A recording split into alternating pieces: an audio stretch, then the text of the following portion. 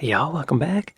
Today we're checking out Exploring Massive Attack and Unfinished Sympathy. Nobody's got it. From the Beatles, Rolling Stones and Led Zeppelin through punk, indie and pop's electro and Brit, Britain has produced a whole lot of classic music for such a small nation. But I'm not here to talk about those over-talked about bands and artists. They're great, no question. But what can I add to the conversation about Yesterday, Satisfaction, Stairway to Heaven, God Save the Queen, or Bohemian Rhapsody? Good point. These songs have been canonized as British standards. There's nothing more to add.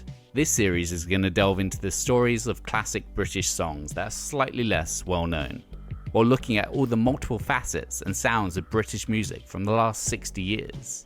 This is retroactively part 3, as I previously looked at Ever Fall in Love by Buzzcocks and How Soon Is Now by The Smiths. Now for a British song that isn't a question.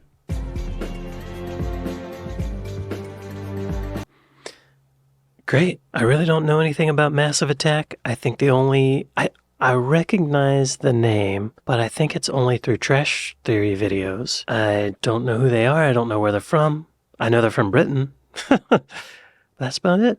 I'm excited to learn. Let's check out Massive Attack. Influence is a strange thing. Just because a band is influential doesn't mean that the band is known because of their influence. People know Radiohead's OK Computer changed things. People are less aware of Massive Attack's Blue Lines and its aura of influence.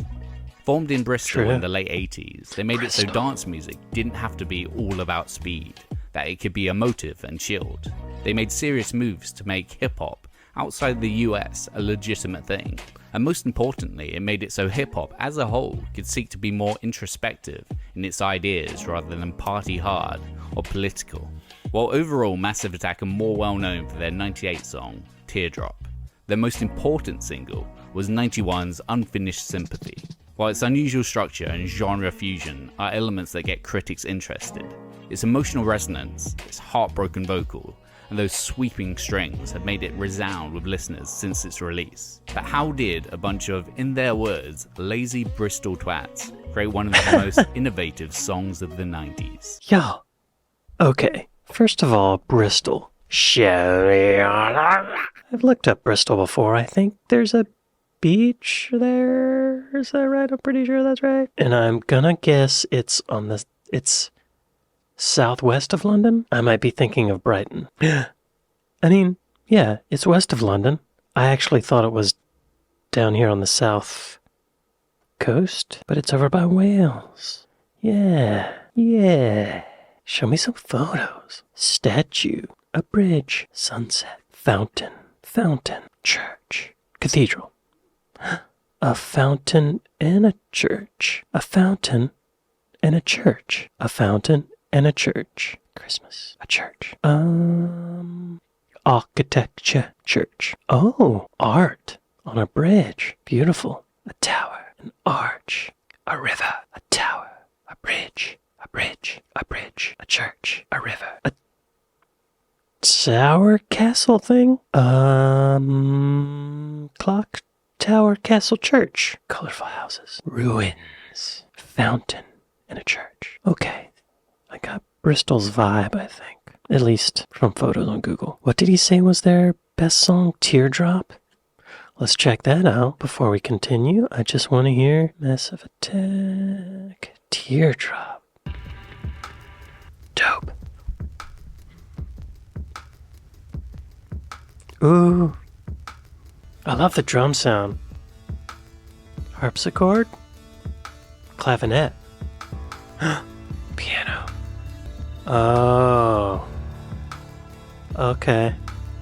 Okay, wow, y'all. I just listened to some of Teardrop, and it's great. The production's amazing. The vocals are amazing. It sounds really good.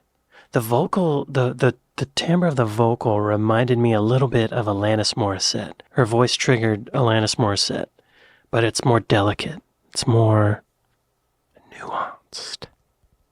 Bristol twats create Bristol one of the most innovative songs of the 90s. How did one band change the course of two separate genres, and by chance create a completely new one? This is the story of Unfinished Sympathy. Yeah, it did. They flashed up Portishead there. It did have a Portishead vibe. Okay. The Origins, 1985 to 1990, The Wild Bunch, Nene Cherry, and Influences. Song, Buffalo Stance, Nene Cherry. Yeah, Buffalo Stance. Her brother also had a hit record. What was his name? I gotta look that up. I'm sorry, this is totally off topic. Eagle Eye Cherry. Yeah. And what song did he do? Hang on, I gotta look. Eagle Eye Cherry. What was his big song? Save Tonight. Save Tonight. Let's see if I got the key right. Save Tonight. I did. Did I?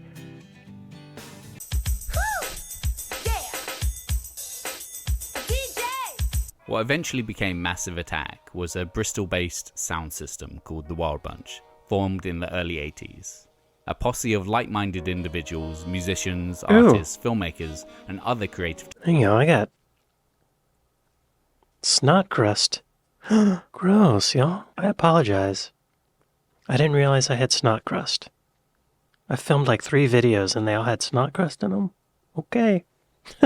A posse of like-minded individuals, musicians, artists, filmmakers, and other creative types that would work within the same space, bouncing ideas and sharing resources with each other. The Wild Bunch consisted of MC Adrian Fours, aka Tricky, the graphic artist and lyricist Robert Denaja, or 3D, and DJs Nelly Hooper, Andrew Mushroom Bowles, and Grant Daddy G Marshall. When the Wild Bunch dissolved in 1987, Hooper left to record with the influential Soul to Soul. 3D, Daddy G, and Mushroom would coalesce into Massive Attack, with Tricky and various other Bristol-based musicians dropping in and out when needed. After their first single, Any Love, was released in '88, Massive Attack signed to Circa, a subsidiary of Virgin Records, thanks to Swedish-born musician Nene Cherry. She took the group under her wing, having previously worked with the Wild Bunch and referenced them in her worldwide hit, Buffalo Stance. Really? Looking good, hanging with the Wild Bunch, looking good in a Buffalo Stance. DJ Mushroom also makes an appearance in the music video. In turn, 3D wrote the lyrics for her top 5 UK hit, Manchild. You'd sell your soul for a tacky song like the ones you hear on the radio. With its Never heard mournful that. strings and hip-hop beats, sounding like a proto-Unfinished Sympathy.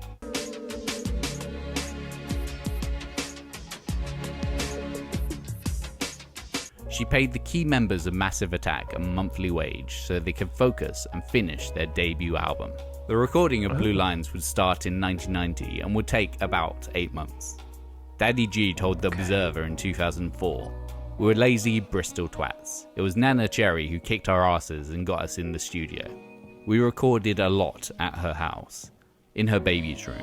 I was still DJing, but what we were trying to do was create dance music for the head rather than the feet. It took influence from post-punk, reggae, soul, and US hip-hop, but also the British dance of soul to soul and the genre-bending style of Cherry's Raw Like Sushi. This anything goes approach would mark them out from the rest of That guy early looks familiar. 90s dance. Hey, was he in The Fifth Element? Hang on. Okay. Massive Attack, him, well, he's done a lot of other film career. See, okay, hang on. Okay. The Fifth Element. He was, y'all. Let me just. Facial recognition software. Whatever. The rest of early 90s dance. Its slow stone grooves being the opposite of the ecstasy-fueled yet predictable house music of the day. Massive Attack's quest to being more than run-of-the-mill dance was most significantly shown on Blue Line's second single, Unfinished Sympathy. Okay. The track, 1991, Unfinished Sympathy. Song, Unfinished Sympathy, Massive Attack. On vocals on the track is Shara Nelson, who had previously appeared on the Wild Bunch's cover of Burt Bacharach's The Look of Love.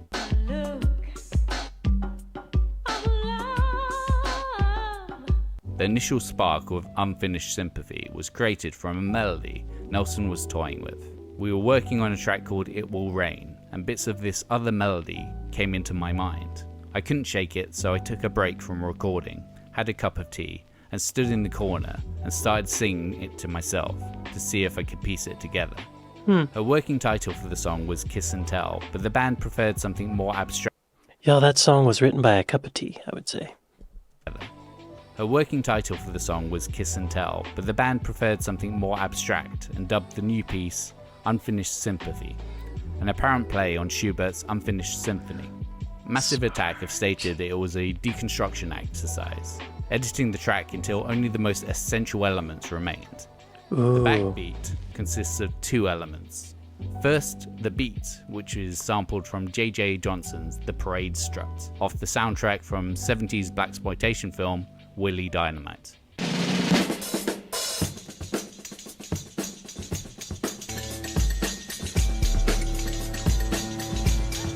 This is augmented with bell-like percussion, inspired by Bob James's Take Me to the Mardi Gras.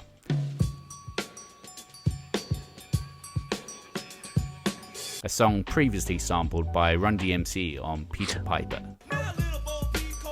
Okay. Yeah, I thought it sounded familiar. The last actual sample is a vocal sample, the Hey Hey Hey, that can be confused as merely a vocal ad-lib by Nelson, but is in fact taken from Mahavishnu Orchestra's Planetary Citizen.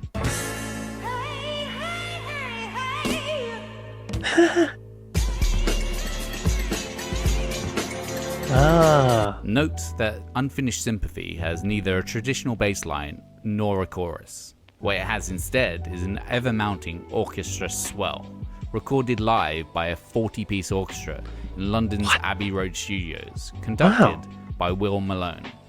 I didn't think they would have a budget for that. Damn. Yo, a 40-piece orchestra. Like, that's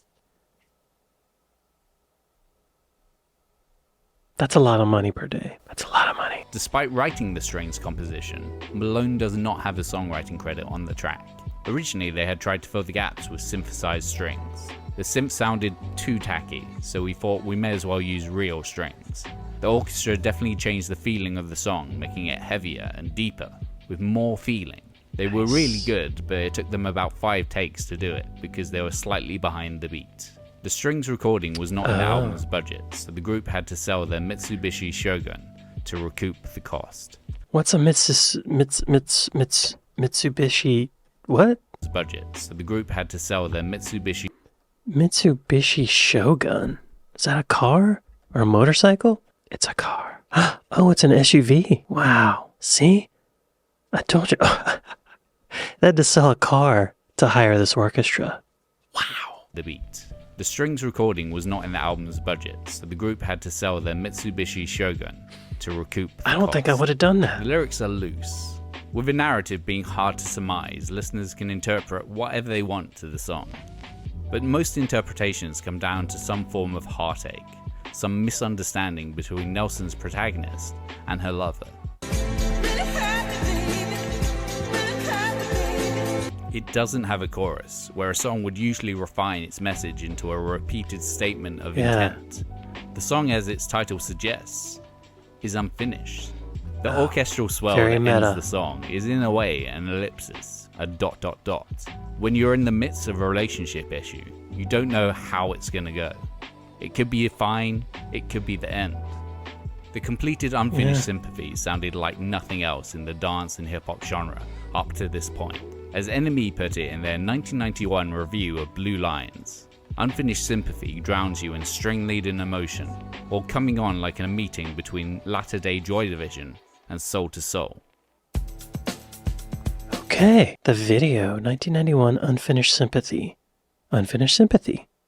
Paul Oakenfold remix. Yo, I want to hear it. Show me on Apple Music. It sounds great. Something's bothering me about the groove, though. The little, what do you call those? A-go-go bells? Ding, ding, ding, ding, ding, ding, ding, ding, ding, ding. On the third beat of each bar, it's ahead of the beat. And it, like, it bothers me. But the strings sound amazing, and the vocals sound amazing.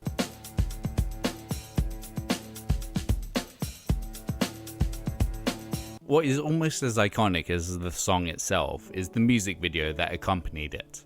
Wait. Rather than See, that sounded different than what I just heard.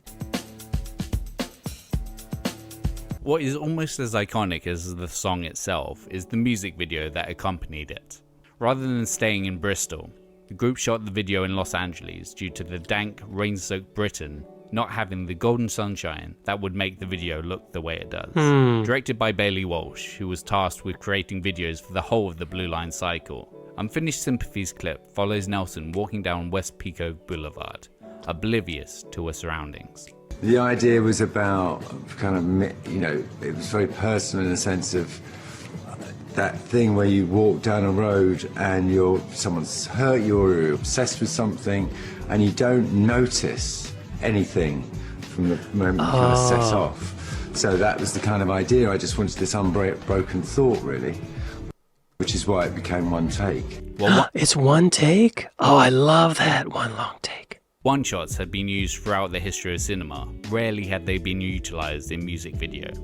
Dan Neese was the Steadicam operator on the shoot, best known for his work on Blue Velvet. He did the sequence 6 times before being too exhausted to do a 7th. Wow. The one-shot nature of the clip and Nelson's presence front and center makes it so the video reveals new details on each new viewing. For example, the amputee on the skateboard, the dog with sunglasses, and the kissing couple that Nelson is visibly upset by. The rest of Massive Attack are peppered throughout the video, at various points following behind her, Oh, really? albeit out of focus. Wow. The video has influenced Smart. others, including The Verve's Bittersweet Sympathy, Yeah. itself a play on Massive Attack's song title. Oh my god. Oh my god. Oh my god. I've never seen the Massive Attack video, but I've definitely seen the Verve video. It's very similar. I just want to watch the video now. You know? Wow. It's a very strange video. The song is strange. It's beautiful.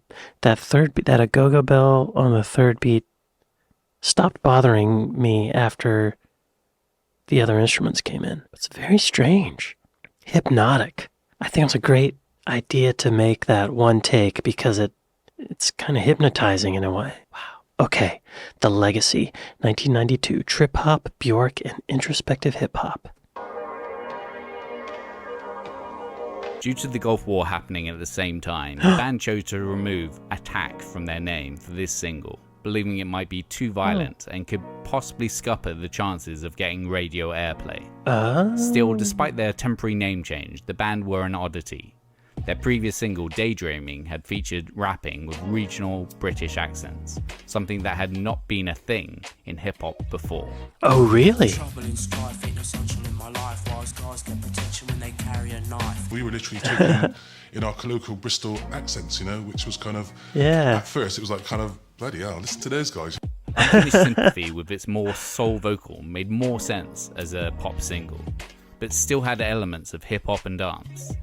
Music critic Simon Reynolds had said that Blue Lines made a definite change for dance and electronic music, a shift towards a more interior and meditational sound. The songs on Blue Lines run at spliff tempos, from a mellow moonwalking 90 beats per minute down to a positively torpid 67 BPM. The track reached number 13 in the UK charts. Unfinished Sympathy and its album Blue Lines quickly became touchstones for this new Bristol sound. This became known as trip hop, a term first used in print by Andy Pemberton in an article in Mixmag in '94. He described it thusly: "This is trip hop, a deft fusion of head-nodding beats, super fat bass, and an obsessive attention to the kind of otherworldly sounds usually found on acid house records." While he mentions the Dust Brothers and DJ Shadow in his piece, Massive Attack were the basis for this sound, or at least the first group to combine these elements. Later, one of the many Bristol-based musicians that was helping with the recording of Blue Lines, Jeff Barrow, formed Trip Hopper's Portishead and released the landmark Dummy in '94. Oh, yeah. Oh, my God. I remember that was album. also inspired by Massive Attack's sound, both on debut and more intensely on post. So much so that Nelly Hooper and Tricky helped with production duties. Her most unfinished Sympathy sounding track was Play Dead, filled with sweeping strings and slow sampled hip-hop beats.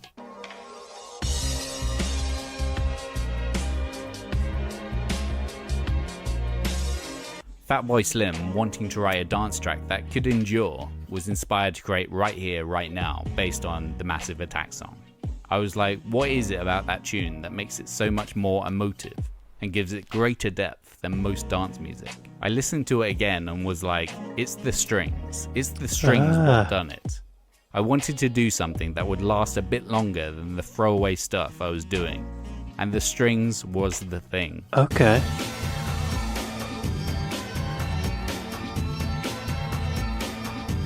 Interesting. You know, it's in the late 90s, I do remember there was a thing where all these rock bands seemed to have a lot of strings in their music. A lot of strings. And before and after, it doesn't feel like that was that. Wow, that was probably because of Massive Attack.